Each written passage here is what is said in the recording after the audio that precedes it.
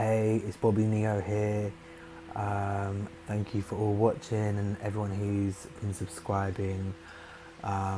So today I wanted to talk about dreams, and obviously this is a very broad subject, but I wanted to give my perspective and my reflectiveness on dreams. So what I feel is that when we dream, there are many different things occurring, obviously, but I feel that there are different types of dreams. For example, I know that like so many people, Freud and all these different people have explored and gone into analysis about the psychology, and there's many different theories, but personally I wanted to share mine. So I feel that we have lucid dreaming, which is where you travel and you can kind of intentionally control where you go. I feel there's an astral projection where you are actually traveling through spiritual realms and connecting with maybe departed loved ones, past loved ones, angels,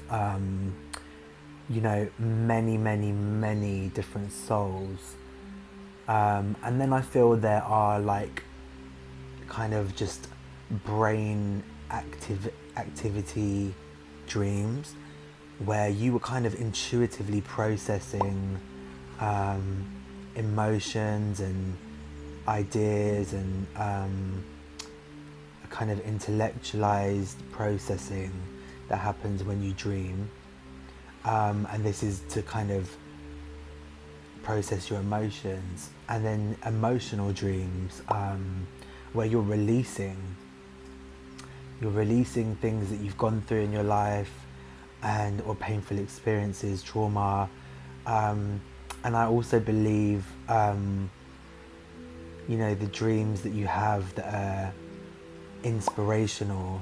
So there's inspirational dreams that come to you as like ideas to do, or like a business plan idea, or an art piece, or a trip that you need to take.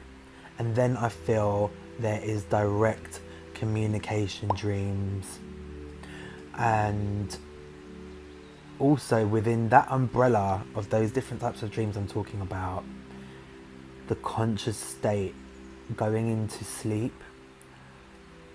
I believe that's the window. There's windows within that where you are consciously open on a metaphysical level to many different dimensions all at once.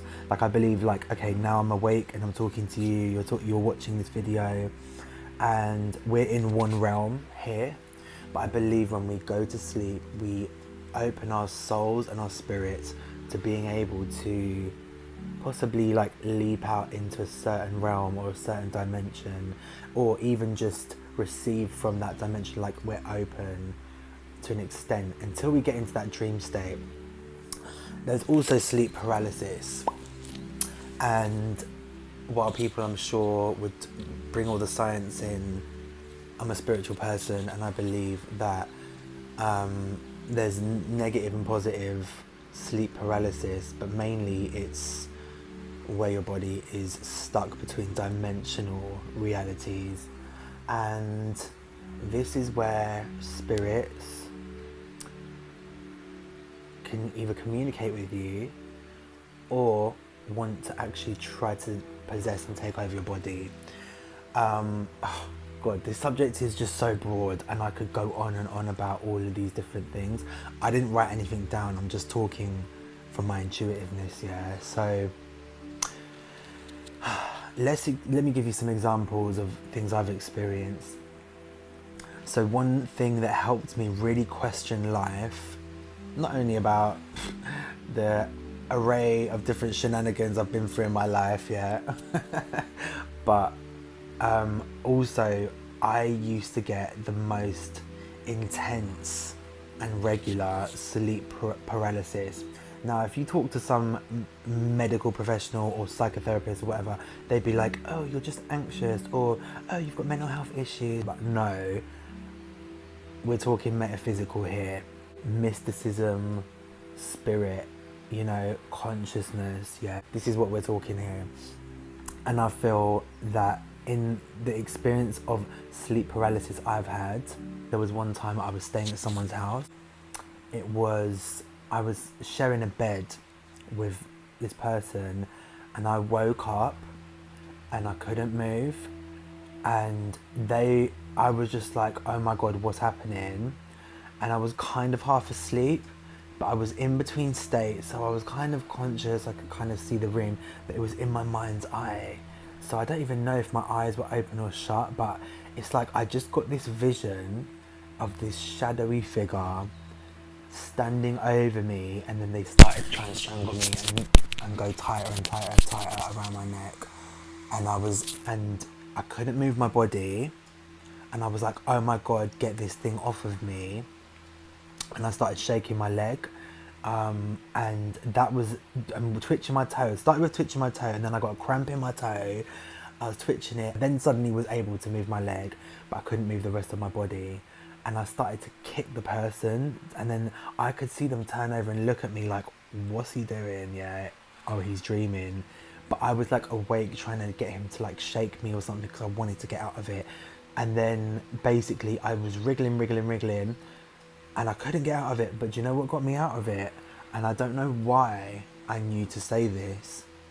I started to say,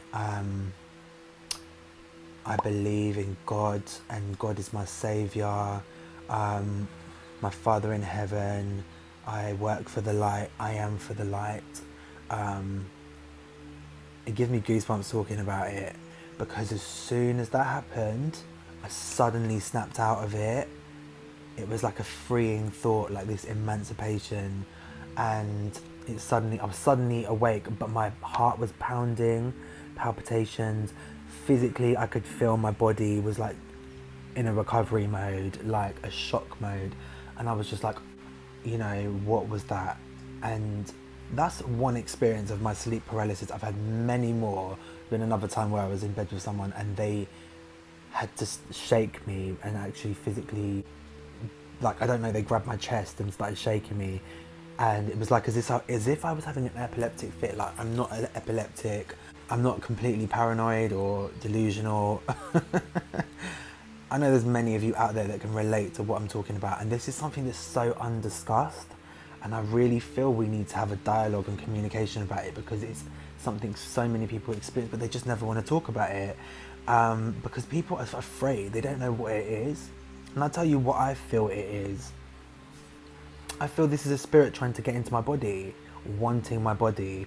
It also seems to happen when maybe I've not been spiritually kind of in prayer or something, and when I'm at my most like physically kind of a very healthy state, or you know, I'm in a healthy place or something, that's when I'm open to that sleep paralysis. But at that point I wasn't practicing anything spiritual or anything like that. And what I've found, it hasn't happened to me for years now, because when I started to learn about psychic protection and energy and entities and spirit and all of these things, I started to really develop myself and understand. And you know, you see white light around you, you know, visualization techniques, and that's when I started to, it just doesn't come near me, it can't, you know. And I think at that point maybe I was possibly in a bit of a dark place, you know, just not consciously, but you know, not fully aligned on a spiritual path, even though we're all on a spiritual path in some ways, but it doesn't happen to me now. So anyone out there, I would say to you, if you're experiencing anything like that, sleep paralysis, and you have a very similar experience to me, that seemed to be what got me out of it, saying, I work for the light, I am for the light, and I am a being of light, or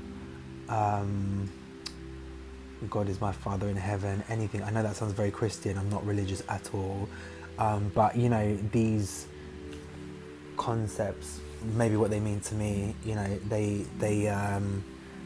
help me to come out of it. So I would love to hear anyone out there if you've experienced sleep paralysis, and let me know in the comments below what your experience has been with sleep paralysis, because I would love to open up a conversation about it, because I think it's really something that's not talked about enough, and something that's really really interesting, in-depth phenomenon that we should all talk about. So let me know your experience in the comments below. Make sure you subscribe, and thank you for listening, and make sure you check out my other videos as well. Sending you love, peace and light. Remember, we're the ones that rise above. One love, Bobbie.